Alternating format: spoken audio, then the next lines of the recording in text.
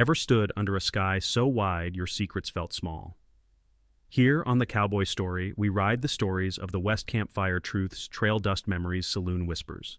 Gritty human, sometimes messy. Every tale is a horizon to chase.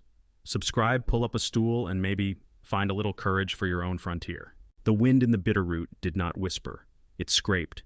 It rasped across rock and winter grass and the old fence posts that leaned like tired men.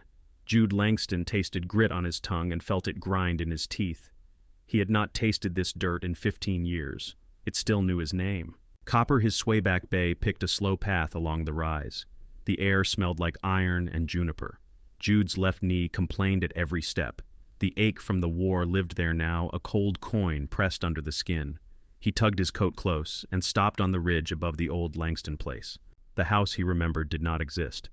The roofline sagged. One window was boarded. The red of the barn had leached to the color of weathered bone. Snow had drifted into the foundation on the north side. He could see it even from here. This was not a home. It was a memory with holes in it. 3 thin threads of smoke rose against the pale afternoon, one from the house, one from a metal pipe that jutted out of the barn, one impossibly from a stovepipe stabbed through a root cellar door. Jude slid a gloved finger under the flap of his duster and felt the stiff crackle of paper. The letter from a judge in Helena, his name, his claim. He swallowed hard, put his heels to copper, and rode down.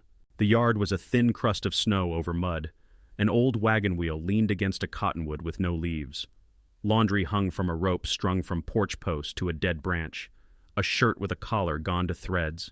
A child's petticoat mended 5 ways. Chickens scratched at a patch of earth like it owed them something. He swung a leg over, dropped to the ground, and his knee almost gave. He hid the hiss of pain in the sound of the saddle leather. His eyes swept the place. The big barn door had a panel repaired with mismatched planks. A shovel leaned by the stoop blade, nicked and bright from use. The front door creaked. A woman stepped out with the shovel in her hands. She was wiry and pale under the cold. Straw hair pulled so tight it made a severe line at her temples. She took him in head to boots the horse, the bags, the gun on his hip. The shovel lifted a fraction. "State your business," she said. Her voice was even, not friendly. "This is the Langston homestead," Jude said. His throat felt dry. He pulled the judge's letter from inside his coat. "I am Jude Langston." For half a breath, nothing happened. Then a flurry of movement like quail breaking from brush. The barn door slid a hand's width. A dark eye looked out. The root cellar hatch bumped up, and a younger face peered above the earth like a prairie dog. The porch filled in a rough circle. Count them. 2, 4, 6. He kept counting until he reached 10. 10 women, no men. One held a cast-iron skillet. One had a skinning knife big enough to turn a deer. A girl with a braid down her back stepped out of the barn with a Spencer rifle the old kind held, like she had learned it young. The muzzle settled on Jude's chest, not trembling at all. "Hallie," the straw-haired woman said without looking back. "Safe." The rifle did not move. The girl's jaw worked once. A second woman stepped through the doorway, and everything shifted around her. The others leaned toward her without meaning to. She was not old, maybe 30. Dark hair braided and tied back a few strands loose from work. Her face had hard lines at the mouth and soft shadows under the eyes. She wore a burlap apron over a wool dress. Her hands were red from hot water. She took in Jude, the horse, the letter, the gun. Her gaze was steady and unblinking. "Reagan Moore," she said. She did not offer her hand. "You have 10 seconds to tell me why you are on our yard." Jude lifted the paper. The wax seal had cracked on the ride. "My grandfather Elijah Langston died. This is his last will. The land is mine by law." The circle rippled. Not surprise. The sound was bitter and thin, half laugh, half cough. Reagan did not laugh. She stepped off the stoop and walked to him until he could see the whiteness of the scars across her knuckles. He could smell lye soap and wood smoke. "We know about the law," she said. "We know what men write when they are dying and alone." She lifted her hand. One of the women in the doorway darted back inside and returned with a folded paper stained at the edges. Reagan opened it, turned it so the winter light caught the ink. "This is also a will," she said. "Witnessed here. It names me as co-owner for services rendered and debts unpaid.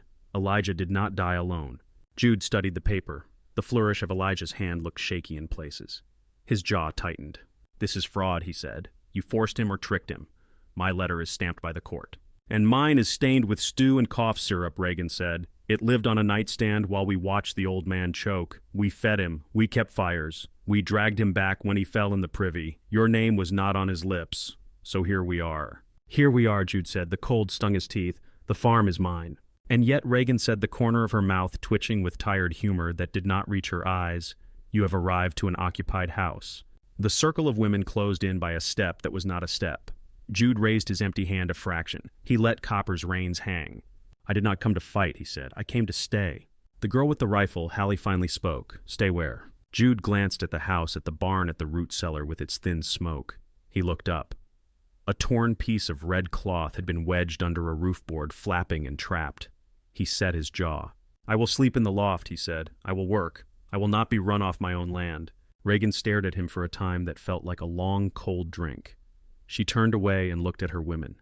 They did not speak. Heads dipped or did not.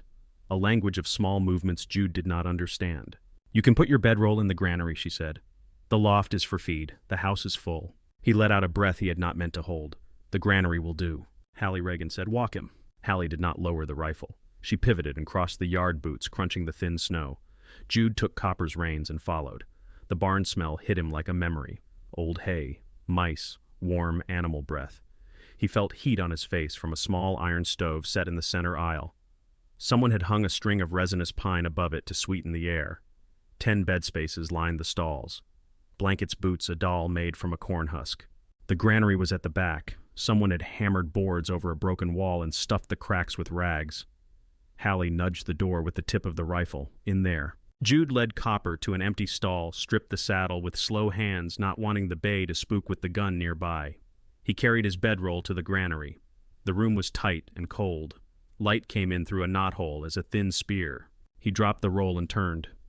Reagan stood in the doorway. The shovel was gone. Her hands were empty now. Her eyes were not. "One thing," she said. Jude waited. "You do not take water from the well for your horse," she said. "You haul from the creek. You do not touch the store wood. You cut your own." Jude nodded. "I can do that." "You do not speak to the younger girls without one of us present." Jude blinked. His mouth opened and closed. "Fine." "You do not enter the house," she said. "You want food, you barter. You bring meat, you get bread. You bring wood, you get coffee. That is how we live here." "Who made the rules?" Jude said. The words sounded rougher than he intended. Reagan's face did not change. The tiny scar by her temple caught the light. "Same person who makes the coffee." She stepped back. Hallie had taken 3 steps into the room, still watching him over the rifle sights. The girl could not be more than 16. Her braid was so tight it looked like a rope. Jude lifted his hands, palms out. "I am not here to hurt anyone," he said. "I am here because this is the only place left to come to. That is the truth of it." Reagan did not respond, but something moved in her eyes. A look that was not softness. Not yet. Maybe recognition. Maybe the fatigue of a winter that had already started to eat their bones. He followed them back out into the aisle. A kettle hissed on the little stove steam, ghosting upward in a thin white spine. The heat could not reach the corners. Frost rimmed the edges of the stall boards. A coil of old rope hung on a nail. Jude saw dried stems of a vine tied there, brittle and brown. The leaves had crumbled away. Someone had tied them a long time ago and never cut them down. He looked at the house again across the yard. The window glass showed the flicker of a cook fire. There were shadows moving inside. Voices. A cough. The smell of stew made his stomach pull. He walked back to the granary with his bedroll. He laid it in the cleanest strip of plank he could find. His breath showed in front of his face. He rubbed his hands together and felt the ache in his knuckles, the old cold in his knee. He took the judge's letter from his coat and set it on his pack where he could see it. Footsteps crunched outside. The doorframe darkened. Reagan stood there again. She had a tin cup in one hand and a small heel of bread in the other. "Meat buys more," she said. She set the cup and the crust on the floor and turned to go. "Thank you," he said. She did not answer. He heard the yard again as she left. Wind in the wire. A hen making a soft scold. Hallie's voice low, the shape of a question. Reagan's reply even lower, too soft to catch. Jude drank the water. It tasted like rust and snow. He ate the bread in 3 bites and told himself to take smaller ones next time. The granary walls ticked as they settled in the cold. He lay back on the bedroll and stared at the knothole beam. A thin stripe of sky moved there. The light dimmed. He could feel the land under him, hard, unforgiving, familiar. He placed the letter from Helena under his head like a thin pillow of law. He listened to the barn breathe and the house breathe and the earth breathe. He made a promise to the dark that he did not speak out loud. He was not leaving. Outside, a single flake spun in the doorway, then another. The first true snow came down light and steady, soundless, on old boards and new ash. The wind scraped over the ridge and found every crack. Snow began in the night and never quite stopped. It dusted the granary floor in a fine sifting through the knothole, drew a white rim along the seam of Jude's blanket, whispered in his hair, when he rolled to the cold side. By morning, the yard wore a thin crust, and the sky held the heavy color of dirty wool. Barn sounds came through the planks. Boots, a kettle lid, a short laugh cut off. Jude sat up and felt the pull in his knee. He slid on his coat, rolled his bed, and stepped into air that bit the inside of his nose. The little iron stove in the aisle put up a brave heat that faded 3 feet out. 10 bed spaces looked back at him from the stalls, blankets folded, a pair of worn gloves patched with flour sacks. A cornhusk doll faced the wall like it had done something wrong. Reagan was there with 2 others. She had her sleeves rolled and her hair pinned back with a length of twine. Steam rose around her hands from a bucket. She did not look up when Jude passed. A woman Jude had not seen yesterday, sharp cheekbones and a small mouth, stood with her arms crossed. The sharp one flicked her eyes over Jude. "You plan to pay rent with that stance, stranger," Tamsin Reagan said, without turning. "Not now." Jude took the hint. He carried his saddle to a hook, then found an axe by the door. The haft was smooth as old bone. He glanced at Reagan. She watched the bucket. He lifted the axe and stepped into the yard. The cottonwood by the porch moaned in the wind. The cold pushed at him through the seams of his coat. Jude walked to the fence line and eyed a dead pine that had been standing too long. The first strike rang his arms up to the shoulder. He worked until his breath came in white ropes, and the sweat beneath his shirt turned to a chill. When he brought the first armload to the barn, Reagan stood in the doorway with a tin cup. The women gathered behind her in a loose crescent, pretending not to watch him, but watching him. She set the cup on the step. "Your coffee," she said. "Your wood." Jude nodded and set the cut rounds by the stoop. He did not count them. He did not need to. He took the cup. It was weak and hot and tasted like the inside of a kettle. It was also the best thing that had crossed his lips in months. He returned the empty cup. Reagan's eyes slid over the stack of wood and back to his face. "Creek," she said, "for the horse." He touched the brim of his hat and turned. He took 2 buckets and the rope from a peg and headed for the west fence. The path to the creek ran through scrub where snow lay in shallow beds, thin and mean. He reached the banks and found ice that groaned under his weight. He broke through with the butt of the axe and watched the dark water shove against the edges like something trapped. He filled the buckets, and the cold bit at the skin on his wrists. On his way back, he met Hallie, the rifle slung barrel down as if it were an extra arm. She stopped a yard-short boots sunk into the crust. Her braid had loosened, and a few strands licked at her cheek. "You know why we keep you off the well," she said. "Conserve," Jude said. "I grew up on this ground." Hallie's mouth moved like she might smile, then did not. "You grew up here before 10 bodies drank from one hole." Jude shifted the weight of the buckets. "Fair. And before men started thinking papers fix hunger," she said. He looked at her. The freckles on her nose were new to him. He noticed them because there was so little else on her face that was soft. "Nothing fixes hunger," he said. "You fight it or you don't." Hallie stepped aside. "Watch the far bank. The ice likes to pretend it holds." Jude carried water until his shoulder felt like a hot piece of iron. The horse took it slow and grateful. He forked hay and saw how far the bales would not go. He counted in his head and hated the number. By noon, the snow turned thicker, a steady white that changed depth and distance. Sound went strange. The chicken clucks muffled under it. The stove ticked like a small clock. Tamsin drifted close as Jude stacked split wood against the barn wall. "You take from the house pile again and we will have words," she said. Her tone was casual. The cut in it was not. Jude did not stop. "This is the barn wall, and I have eyes," Tamsin said. "You cut 4 rounds and walked away with 6. He set another round. He turned and faced her. "I will mark mine," he said, with a notch. "You will mark it," she said, "and you will keep your hands where I can see them." Reagan stepped between them, not close, but in the line of sight. "We quarter the yard," she said. "From the porch to the cottonwood to the granary to the barn. What you cut you stack in your quarter. If a pile crosses, I move it back." Tamsin's jaw worked. She was a small woman, all sinew and edge. "You move it back." "I do," Reagan said, and turned to Jude. "You will not cut near the house. The foundation is soft." "I know," he said. "I saw the sag on the north sill." Her eyes flicked to him at that. A quick study, the look said, or a man who had once known how to listen to boards. The day lowered itself by slow degrees. The snow kept at it. By late afternoon, Jude's coat was peppered and wet. He took the Spencer from Hallie in the aisle without asking and went toward the coulee where rabbits like to sit under sage. Hallie's eyes flicked to Reagan.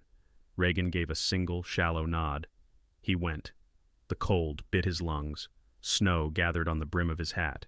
He followed old tracks until they disappeared, and then he followed the light such as it was. The first rabbit broke from under a deadfall and ran wrong. Jude broke the frozen surface with his boots and swung the rifle up. The crack of the shot was swallowed by the white. He missed. He worked his jaw and followed. He saw the second when it thought it was invisible against a stump. He took it. Then he took another. He did not think about anything but aim and the weight of the gun. He was a better shot when he did not think. He walked back as the sky turned the color of iron filings. Snow dotted the rabbit's ears. He hung them by their feet from one hand and felt the warm part of them against his wrist where the skin had not cooled yet. The barn looked like a crouched animal in the half-light. He set the rabbits on the porch and stepped back. He did not knock. He did not speak. A minute later, the door opened a hand and a small hand reached out and took one, then the other. The door shut. Jude stood there with his empty hands and the breath going out of him in white clouds. Reagan opened the door again. She put a heel of bread and a lump of salt pork on the step. Her face was expressionless except for the set of her mouth, which said, tired, and the slight angle of her head, which said, watching. Thank you, Jude said. Don't miss next time, she said. He gave half of a smile without knowing it. I will try not to. He took the food to the granary and ate with his back to the wall. The bread was stale and perfect. The pork salt bloomed in his mouth and made his eyes pinch. The wind pulled hard on the corners of the barn roof. He listened to the women move in the aisle. Someone coughed. Someone laughed behind her hand. A kettle lid rattled and steadied. Night thickened early. The stove light turned the barn into a circle of red surrounded by black. Jude lay on his roll and watched fire through the crack under the granary door. He could smell lard and onions and the sour of wet wool drying too close to heat. He slept. He woke to the scrape of boots on the sill. He did not reach for his gun. The door frame darkened. Reagan stepped into the narrow space, no lantern in her hand. Moonlight from the high window made a halo around the edges of her coat. We need to speak, she said. Jude sat up and drew his blanket around his shoulders. The cold slid down his shirt like water. I thought we spoke all the rules, he said. Not all, she said. She stayed by the door, leaning on the jamb with one hand. Her other hand was tucked in her coat. He could not tell if she was holding something or simply keeping her fingers alive. Go on, he said. He tried to keep his voice plain. You have eyes, she said. You are a man. That is not your fault. It is a fact. Jude stared at the knothole in the wall, and then at her. It is a fact. You do not look at the young ones alone. You do not offer comfort. You do not use nice words to move in closer. You do not touch. Not me. Not any of them. Jude breathed out. He had expected a knife. He got a sentence. I am not Elijah, he said. No, she said. You are not him. But you could be the man who thinks he is help when he is a weight. I cannot carry another weight. Jude thought of the dead pine breaking under the axe the way everything gave with the same tired sound if it had been asked to hold too much for too long. I will work, he said. I will keep to my corner. I will do it quiet. Reagan looked at his face for a beat that felt like an inventory. You speak as if you have done this before, she said. I have kept rules, he said. I have been kept by them. What kept you, she said. Orders, he said. The word fell out without his permission. He felt the old heat move behind his ribs, smoke, women screaming in a language he did not speak. A lieutenant's hand on his shoulder that felt like a shackle. Reagan's face shifted, not much. Then you understand, she said. We survive with lines drawn. She turned to go, then paused with her shoulder against the frame. The light caught that small scar by her temple again. He wondered how it happened and told himself it was not his to know. The creek path will be drifted by morning, she said. If you go take a pole and test the hollows. I will, he said. She left without noise. Jude lay back and stared at the ceiling. The granary boards creaked as the temperature fell. The dried vine above the aisle door scratched faintly against the plank where someone had nailed it for luck long ago and forgotten about it.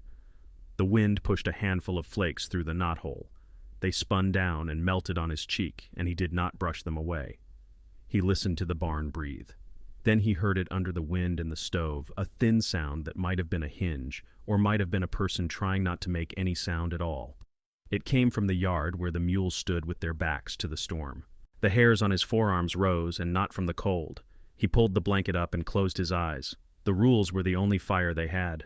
The snow kept falling. The world narrowed to the light of the small stove and the places that light did not reach. By morning the yard had turned into a white bowl. Snow packed tight against the barn doors to the height of Jude's hip. The air sat heavy enough to feel. He woke to his blanket rimed with frost and to the sound of someone chipping at ice with a short, hard rhythm. He pushed the granary door, and a ridge of snow slumped inward against his boots. The aisle glowed red at the center where the iron stove gave all it had. Reagan worked by that light with Hallie and another woman whose gray hair stuck out from her kerchief like steel wool. They had pried the side door open with a fence post and were shaving a narrow tunnel through the drift. Roof, Reagan said without looking at Jude. Barn first. House when it draws bad. Animals need air more than we need a warm kitchen. Jude found a shovel with a handle that had been wrapped with rawhide to keep a crack from spreading. He followed Hallie out into the cut they had made. The world beyond the trench was soft and blinding. The wind came low, and Mean kept its mouth to the level of knees and gnawed there. Snow grabbed at his calves. He climbed onto the roof belly flat and pulled himself across shingles glazed with frost. Hallie came up after him like a squirrel, tied to him by a piece of rope that would not stop a fall but might slow it. They worked a long time. Snow shifted from white to gray and back as clouds moved. Jude dragged the shovel in short sweeps to clear the ridge vent. Hallie used a broom to free the tin pipe below. His fingers went numb inside his gloves and then came back in stings. He kept his head down and his eyes on the work. He liked the way labor kept his mind in one place. When he let it wander, the wind filled it with old smoke and worse. Back on the ground, he stomped his boots. The rope left a wet mark across his coat. Reagan crossed the yard in that tight way she had, as if her whole body were a knot pulled for function. She looked at the vent and then at his face. "You kept the line," she said. "That was all. It was praise, which in this yard might be the same thing."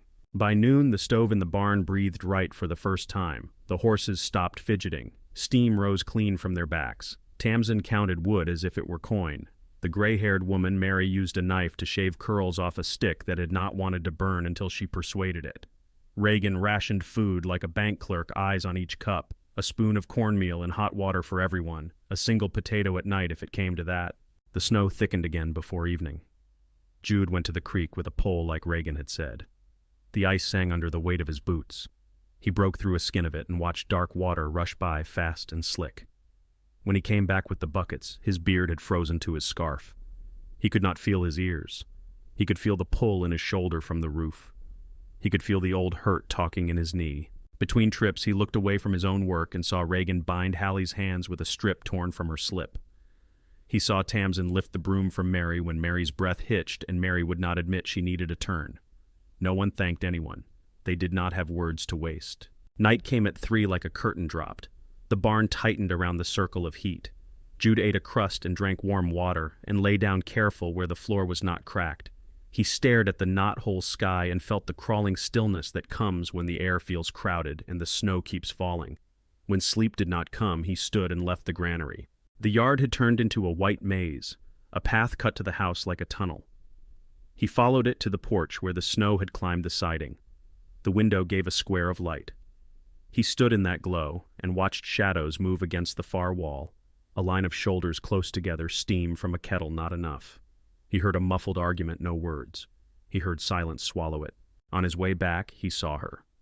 Reagan stood by the mule pen with her shawl pulled tight, face pushed into a shaggy neck. She held herself still, but her shoulders lifted once and shivered in a way that had nothing to do with cold. Jude stopped. The rule bound his hands and his mouth. He stood in the tunnel and watched her until the wind stung his eyes. She was a shape against the white. She was also the only warm thing out in that yard. He turned away and went back to the barn because he had said he would.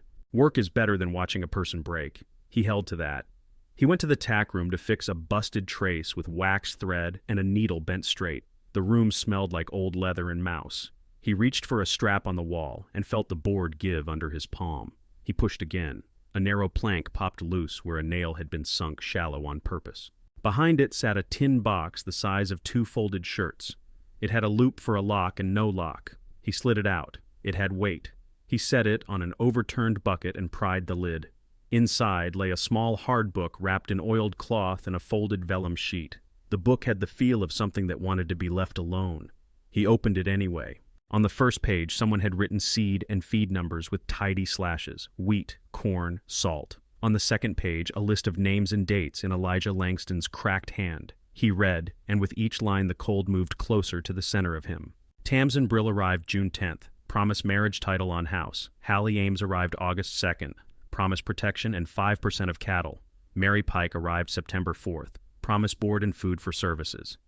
Reagan Moore and 2 children arrived October 20th. Promise co-ownership of farm and house in exchange for management and debts. The writing did not wobble on the promises. It marched. Elijah had cataloged people like seed stock. He used the word promise the way men use a spur. Jude swallowed. He lifted the vellum. The wax seal had been pressed with a coin. He opened it with his thumb and read cheap light and the short scrawl of a dying hand. I, Elijah Langston, revoke earlier instruments and leave the Langston place to the 10 women now living on it to be held in equal share. Their names as follows. He sat very still. In his granary lay a court letter with his name and the stamp of a judge. In his hands lay the only paper that looked like truth. He stood and walked out with the box and the pages tucked under his coat. The barn air bit his face. He crossed to the porch because Reagan was the person who made coffee and rules and kept people from coming apart. Hallie stepped from the shadow by the door with the Spencer low in her hands. "What is that?" she said. "Papers," Jude said. He kept his voice even. "Elijah's." "Give it," Hallie said. "I am taking them to Reagan," Jude said. "They are not mine to keep from you." "Give it," she said again, and the barrel lifted a hair. Her face had gone white with fear that wore the shape of anger. Tamsin opened the door at his back. Cold light cut across the threshold. "What is it?" she said. Her eyes fixed on the book under Jude's arm. "He has something." "He is hiding something," Hallie snapped. She stepped forward. "He is playing us. He thinks we are a kind of stock to be shown papers and led to a pen." Jude saw the way Hallie's hand shook when she moved the rifle. He stepped left to take the barrel off his center. He held the vellum up in his palm. "You want to see," he said. "I want you to see." Tamsin grabbed for the book. Jude pulled back on reflex. Hallie's finger tightened. The crack of the shot turned the yard into a hard ringing place. The force knocked Jude back into the porch post. Heat flooded the top of his arm and ran hot under his coat. The book fell. The rifle clattered to the boards. Hallie stood with both hands spread as if she could push the bullet back into the barrel. Her mouth formed a small word that did not make sound. Reagan came through the doorway at a run. She took in the rifle on the floor, the blood darkening Jude's coat, the book in the snow. She did not freeze. She moved like a person who has watched the inside of a wound and has no patience for anything except fixing it. "Inside," she said. "Now." They pulled Jude across the threshold. The house held a dense heat and a sour smell that came from too many bodies and too little air. The women crowded in, and then Reagan's voice sorted them into places. Water, cloth, whiskey, Tamsin out, Mary the kettle, Hallie in the corner with her hands on her head and her eyes wide as plates. Reagan cut Jude's coat with a meat knife and peeled back the wool. The bullet had dug a trench through meat, but had not buried itself. The wound welled and ran. The room spun for Jude when the air touched it. Reagan poured whiskey, and he bit his teeth against the burn. He tasted copper. His head went light. She worked with hands that had done this before. She was fast and not gentle.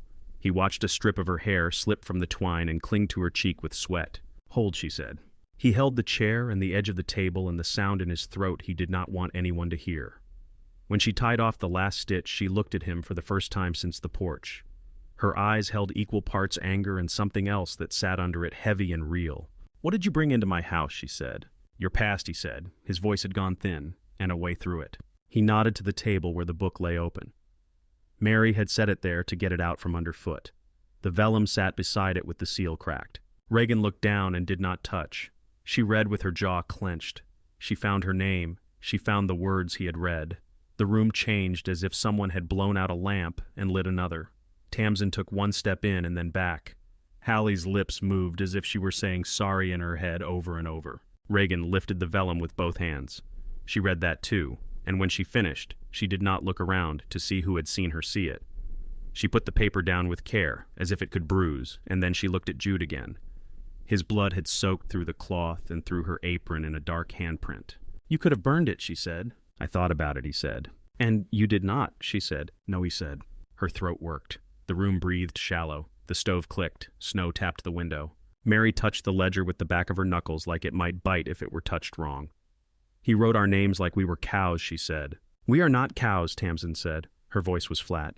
We are not wives he made in his head either. Hallie looked up at Jude, then at Reagan. I am sorry, she said. The words came out like she had paid for them with something important. I am sorry. I thought he was taking it.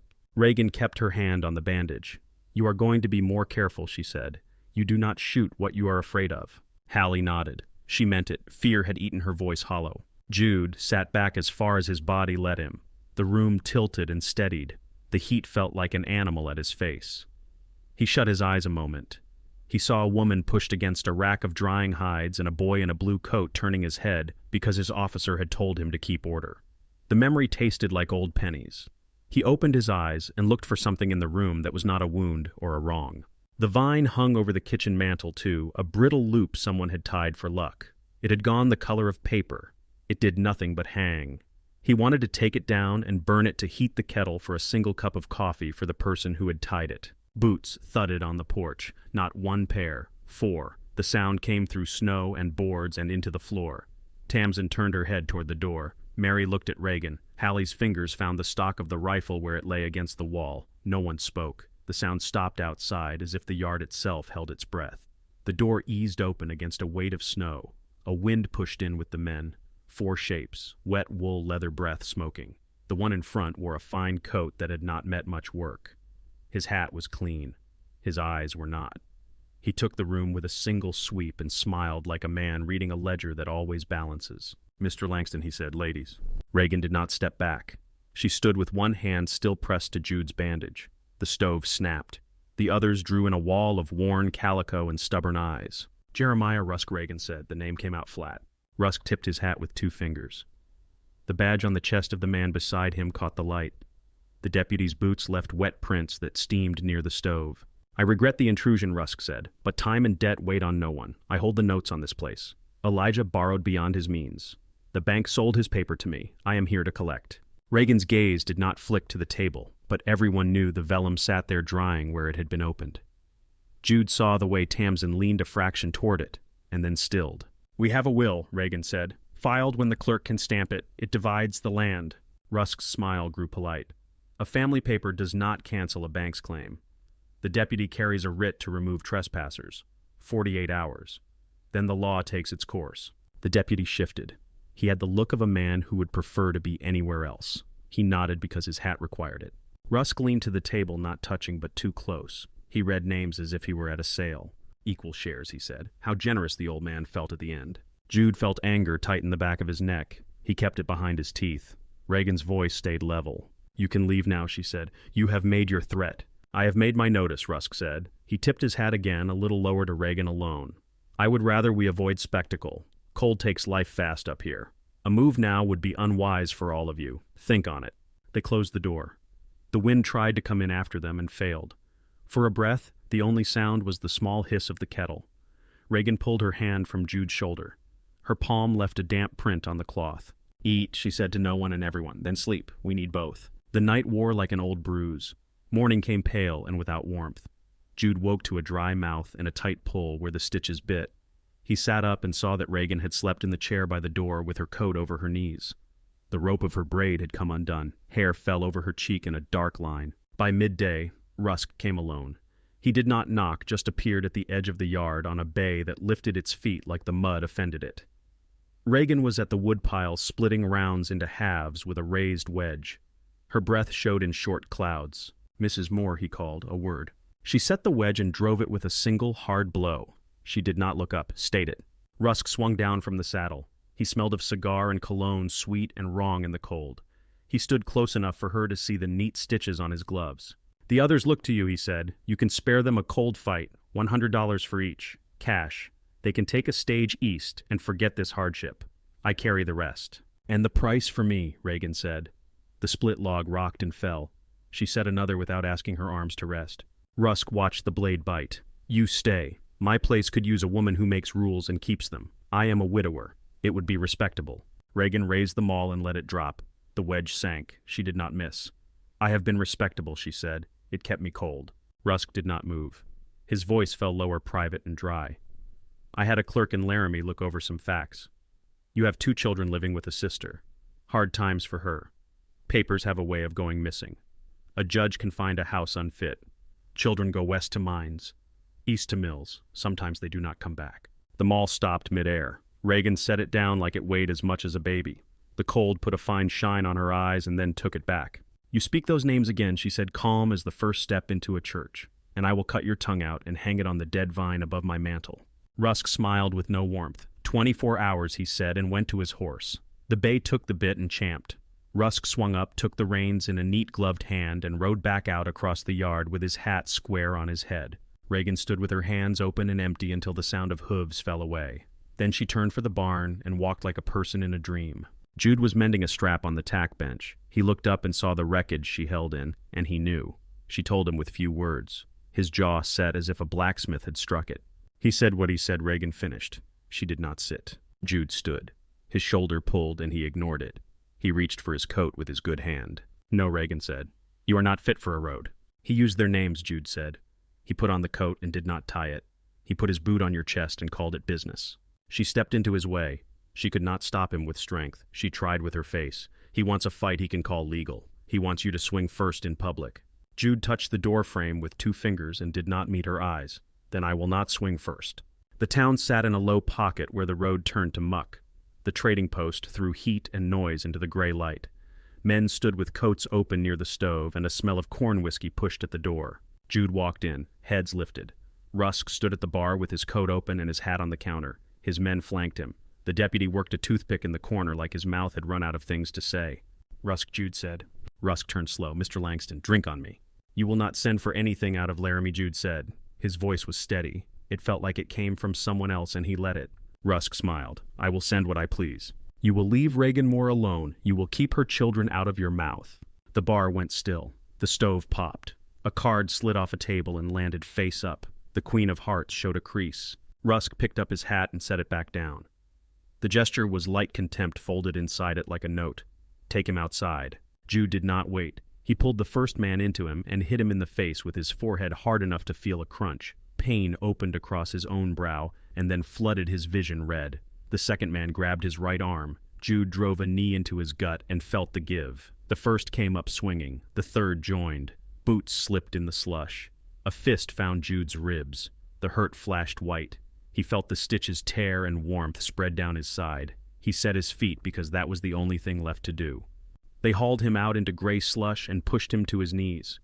Rusk followed, gloved and tidy and bored. He kicked Jude once in the shoulder. The world blinked. He kicked again lower. Breath fled. The men let Jude fall. His cheek met half-frozen mud. The taste was copper and ash. He looked at the tracks their boots made around him and watched water creep into them, darkening them, making them deeper. Go back and pack, Rusk said to no one in particular. Tell Mrs. Moore that words have weight. They left him there. The door to the post swung. Warmth and talk washed out and vanished with the shut. Hallie had followed at a distance with the mule's rope wrapped around her hand. She saw the fall and ran. She slipped in the mud and came up brown to the elbows. She got Jude to the mule by turns, pulling and bracing and speaking through her teeth. He made a sound that was not a word. She told him not to. He slid over the mule's back like a grain sack that leaks. Reagan met them at the barn. She did not cry out. She took Jude's belt in both hands and guided his weight to the bed in Elijah's room because it had a door that closed and a fireplace with a draw that worked when beaten to it. Out, she said to the others who had gathered. Blankets, water, leave the door. They left the door. Steam rose from the kettle. The room took Jude's smell in at once, sweat and blood and cold. Reagan stripped him with the clean movements of a nurse. His skin had gone the color of tallow. The scar at his shoulder had torn and opened. His lips were blue. He shook and could not stop. She pulled the blankets on and saw that they were not enough. She took off her dress with her back to the window and slid into the bed and put her body to his like a stove. Her feet were ice. She did not care. She pulled his arm over her and held it there. Stay, she said into his hair. Stay here. He made a small sound that might have been her name. His fingers found the edge of her side and held. The trembling slowed. Heat crawled back into him by inches. Her tears fell into his hair and disappeared. Morning found him hot and breathing shallow. The fever had opened and taken him. Reagan wiped him with water set near the fire and spooned him weak broth when he could swallow it. She held the bandage with one hand and the cup with the other and did not spill. The room smelled of pine smoke and boiled bone and linen. The vine above the mantel threw a tidy shadow on the wall. Reagan cut it down with a kitchen knife and fed it to the fire. It flared fast and was gone. She stepped into the kitchen with a clean dress and hair that would not lie smooth. The women turned toward her like a compass needle finding north. She set the vellum on the table with a flat palm. "We are filing this," she said, "now." They saddled the mule and 2 tired horses. They rode the cut road that ran in grooves through dirty snow. The clerk's office shared a wall with the post. Mr. Abernathy wore a vest that fit too tight over his stomach and glasses that slid on his nose. He looked up at the door full of women and went pale. Reagan set the vellum on his desk. "File it," she said. He peered at the seal. "Mrs. Moore, Mr. Langston has a claim." "He stands with this," she said. "He bleeds for it on my floor." Abernathy licked a finger and turned a page in his big book. He stamped the corner with a rubber pad that hissed. The thud sounded like a fist on a table. The ink bled into vellum like roots into soil. "We will need a judge," he said, "but it is on the record." Rusk arrived as the door swung closed behind the last of them. He brought a lawyer who smelled of mildew and a cologne that tried too hard. The deputy stood by the stove and pretended to read a notice. The trading post hosted the hearing because it had room.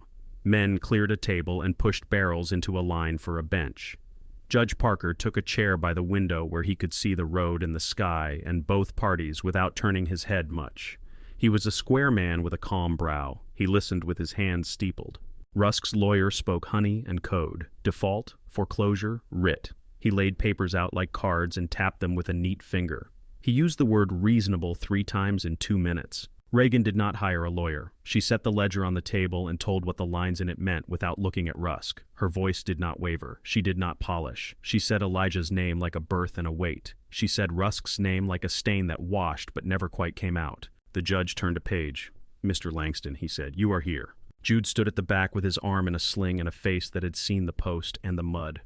"I am," he said. "Do you claim sole right?" the judge said. "No," Jude said. "The word costs nothing and everything. I renounce it. The final will is true." The room moved when it heard that. The sound was like a wind going through a stand of dry corn. Men mumbled into beards. Women sat straighter. Rusk's mouth stayed smooth, but his eyes narrowed enough to show a line of white on either side of the iris. Reagan held the ledger without touching it. "He kept us like entries," she said. "We keep each other now." Judge Parker looked at the bank paper, then at the vellum, then at Jude's sling, then at Hallie's fingers where they twitched on her lap like they could still feel a trigger. He sighed through his nose. He put his palm on the table. "The will stands," he said.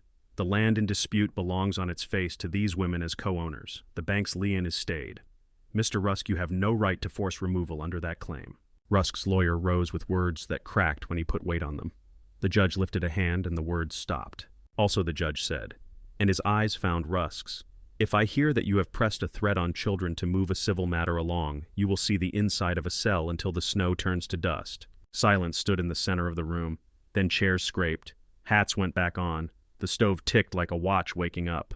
Tamsin let out a long breath that looked like a prayer, though no word came with it. Mary put her hand on Hallie's shoulder once and left it there. Reagan did not smile. She looked down at the vellum and set her hand over the names as if she were keeping them from blowing away. Rusk took up his hat and set it square on his head. He did not bow. He did not speak. He looked at Jude and Reagan and at the door. He walked to the door and paused for a single beat. Snow slid from the roof in a soft, heavy sheet and struck the boardwalk. Water ran in narrow lines across the mud and deepened a set of boot prints by the step. Rusk stepped down into his own track and made it deeper. He went out into the street without turning his head. The thaw did not arrive like a gift. It oozed. Snow slumped off the barn in soft avalanches and lay there in dirty piles. Water ran in seams down the ruts and turned the yard to a thick pull that tried to keep boots. The creek spoke again loud and fast. Air lifted and moved through rooms that had grown used to stale breath. They worked with their coats open for the first time in months. Hallie cleared the henhouse roof with a rake and laughed once when a sheet of ice dropped and missed her toes. Mary opened every window on the south side and scrubbed sills with vinegar until the old smell gave up. Jude took down warped boards and stacked the sound ones in careful piles, hand on grain, listening to each piece like a man at confession. The 10 shares sat in a tin beside the stove, folded and named. They opened the kitchen for a meeting with coffee that tasted like river and boiled tin. Reagan stood with her hand on the vellum. Her voice did not rise. It did not need to. "We are each a tenth," she said. "We choose or we do not." Tamsin stared at the table, eyes hard. "I am finished with this cold ground," she said. "I will sell my share and take a coach east. I want a street that never sucks at my boots." Reagan nodded. "We will buy it if we can." Mary glanced at Reagan and then at Jude and then down. "I have nowhere else," she said. "I stay." 3 others spoke soft and certain about leaving. One wanted a room in town and a job with numbers. One had a brother in Butte who wrote about a room above his shop. One cried and said she did not want to die on the hill where she had been lied to. No one argued with tears. They counted money that was not enough and made it enough by deciding it would be. Jude put cash on the table that had once been folded in the lining of his coat for walking away. He put it there in plain sight. Reagan put her small roll beside it. Hallie added a canvas bag with coins she had cut from hides in winter and saved in a jar under a floorboard. Mary took off a ring and laid it on the wood and did not look at it again. Eliza, gray and steady, found 2 silver dollars from a pocket sewn into her hem. They met Tamsin's price and wrote her name on a paper and shook her hand because hands had to do something at the end of a thing. Tamsin left in a good dress with a small carpet bag and a face that held no apology. Hallie walked her to the gate and hugged her quick and hard. Tamsin stiffened, then gave in and hugged back. She did not look back when she went up the road. The coach took the hill slow and small and was gone. They were 5 at the long table by nightfall. Reagan, Hallie, Mary, Eliza, and the man with a sling who did not own a share and called himself hired help. No one corrected him. They ate potatoes and a thin stew that tasted like bones and roots. The stove burned with a slow, even sound. The house felt held. Work became the air. They took the house down in long teeth like a comb pulled through hair. Jude pried boards and numbered them with chalk. Reagan carried ends and placed them with a carpenter's eye. Hallie lugged stones up from the creek bed that were smooth and wet and cold to the elbow. Eliza mixed mortar with a farmer's patience. Mary hammered nails and cursed when she missed, and then laughed at herself for cursing. They found rot in the main sill so bad a hand could pass through it. Jude traced it with 2 fingers and spat in the dirt. "We build new," he said. Reagan nodded. They set stones in a trench that took days and a back that felt every inch. They set beams across the stones and rolled them with poles in the heat of their breath. They stood the framed walls and watched the shape of rooms rise into the air like an idea you can touch. When the first roof board went up, the wind shifted and brought a scent of warm pine from the west. Jude took off his shirt and the scar on his shoulder caught the sun and went the color of a pale salmon. Reagan worked with her sleeves rolled and the line of her throat showed when she lifted. They spoke without looking. "Hold," he said. "I'm holding," she said. They set the last beam and sat with their backs to the frame and passed a tin cup back and forth. The cup left a wet ring on the new floor. The light grew honey and slid across the boards. Jude set the cup down. "Reagan," he said. She looked at him. His eyes were the color of the creek when the sand lifts. He opened his mouth and the words arrived clean. "Marry me." Her hand tightened on her knee. She drew in a slow breath and shook her head. "No," she said. He did not flinch. He was quiet in the way of a man who has stood through pain and knows that strong words will not settle a wound. "I cannot be a Mrs. again," she said, voice low. "Not a name tag that makes me less. I found this ground. I found a way to stand on it." He nodded. "I'm not asking you to be a name," he said. "I'm asking to stand where you stand." She took the cup and looked into it as if an answer might be there among the scratches. She set it down. She stood up, and the space between them filled with everything they were not saying. She walked to the door and paused there with her hand on the jamb. She did not turn around. The next 2 weeks wore like a coat that does not fit. Work still moved. Fences went up along the north line. Tools found new places. Boots left prints in mud that turned dry at the edges and held the shape of them for a day. Languages of small motion returned. The way Reagan handed Jude a hammer without being asked. The way he stepped aside in a doorway with a half-smile that did not reach his mouth. Hallie watched and did not comment. Mary did once to Eliza under her breath. Eliza gave her a look that said life is long and shut it. They strung wire in noon heat. The sky sat pure and blue and flat. The fence stretcher sang under Jude's grip a low metal whine. Reagan set staples with a rhythm that matched her breathing. Pull, set, tap. The words in her head had become the count of the work. A staple glanced off the post and smashed her thumb. She hissed and dropped the hammer. Blood welled under the nail fast and dark. She put the finger in her mouth and then took it out and scowled at it like it had betrayed her. Jude set the stretcher on the ground and crossed the short space. He took her hand with care as if it were a bird with a broken wing. "Let me see," he said. "It is nothing," she said, eyes wet from the bright shock of it. The old fear rode under the words like a shallow line, "Do not touch me unless I say." He turned her palm up. The nail had gone blue in a single pulse. He lifted her hand and set his mouth over the bruise like a man giving away a part of his own breath. He kissed the hurt once. The gesture was small and calm and felt like a door that opens onto light. She stared at him. The ground went very quiet. Even the creek seemed to wait. "You think I am the only one afraid," he said. "I wake up and look for you. I go to sleep with the sound of your step in my head. I am afraid I am still only Elijah's blood no matter what I do." She did not pull her hand back. Her voice dropped until it was only air. "I am afraid that if I let you in, I will have to watch you leave." He shook his head. "I'm here," he said. She leaned her forehead against his chest, right where the shirt went soft with washings. She listened to the slow beat there and felt something inside her ease its grip. She looked up into his face. The sun had turned his lashes gold. "Yes," she said, "marry me." The word felt like a stake driven in good ground. He did not whoop or punch the air. He smiled the way a man smiles when he sees water after dry days. He kissed her mouth once light and certain there by the wire with dust in their throats and sweat on their wrists. Hallie gave a shout from 2 posts down and pretended it had to do with a tight corner. Mary cried and pretended it was dust. They did not dress up. There was no preacher. Eliza brought out a worn Bible for a sentence and set it back. They stood in the frame of the new doorway where light fell wide. They said each other's names clean. They put their hands together with the scars on the same side. Their rings were simple wire hammered smooth and round on a fence nail while the kettle boiled. That night, they went to the loft instead of the new rooms because the loft had seen them cold and kept their secrets. The hay smelled of sweet dust. The summer wind came through the high window with the sound of crickets.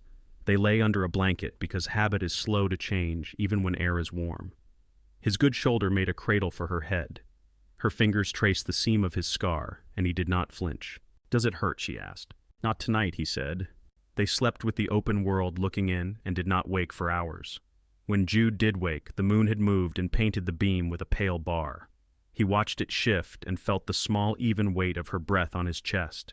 The yard lay black and silver. Somewhere a fox barked. The horses stirred. It all felt possible. Morning rose clean. They put the last roof plank in place with hands that chipped and bruised and did not complain. The fireplace took its first fire. Flames showed through the grate and threw a soft red onto the kitchen floor. Reagan set a kettle on the iron and stepped back. Heat worked into the room and into her face. She reached into her apron pocket and pulled out a twist of green. A length of young vine lay there tender and bright. She tied it to the new mantle with twine and pressed the leaves to the wood with the side of her hand. Outside the fence line gleamed wire and sure. Mud held the story of every foot that had walked there. 2 sets ran side by side from the gate to the doorway and overlapped where the steps became 1 set and then 2 again. The wind came over the ridge and did not scrape. It moved like a thing that had found another word. Jude and Reagan stood on the porch of the house they had raised board by board. The door stood open. Warm air touched their throats and made the small hairs lift on their arms. He took her hand, not claiming it, holding it. She leaned into his side. They looked at the hills and the creek and the square of ground that had been a lie and then a battleground and was now only what it was. The vine's new leaves shivered in a draft and held. The fire settled into itself. The prints in the yard darkened with a thin trickle from the pump and then set. Thank you so much for listening to today's story. If this story resonated with you or made you reflect, I'd love to hear your thoughts, so feel free to share them in the comments below. And don't forget to subscribe and hit the notification bell so you won't miss the next story.